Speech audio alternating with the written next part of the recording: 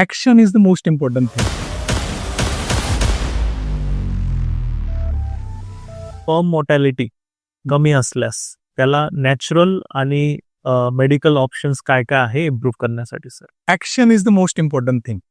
मग ती माणसांमध्ये असेल किंवा शुक्रांमध्ये पण, स्पर्म्समध्ये पण असो. स्पर्मला शेफ्टी असते. जेव्हा तो वजाना डिपॉझिट होतो तर त्याला मोटिलिटी लागते त्याला स्त्रीबीजापर्यंत पोहोचण्यासाठी. ओके, ही मोटिलिटी कधी कमी होती? डिस्टर्ब लाईफस्टाईल असेल, म्हणजे मग खूप ॲडिक्शन्स असतील, खानपान व्यवस्थित नसेल, स्ट्रेसफुल लाईफ असेल, किंवा तुम्ही काही मेडिसिन्सवर असाल, काही डिसिजेस असतील, डायबिटीज, हायपरटेन्शन, ह्या सगळ्याचा परिणाम तुमच्या मोटिलिटीवर होऊ शकतो. Okay, lifestyle modification is the most important thing. त्याचबरोबर काही अँटीऑक्सिडंट्स, काही इन्फेक्शन असेल तर अँटीबायोटिक्स याच्याने सुद्धा याची ट्रीटमेंट होऊ शकते.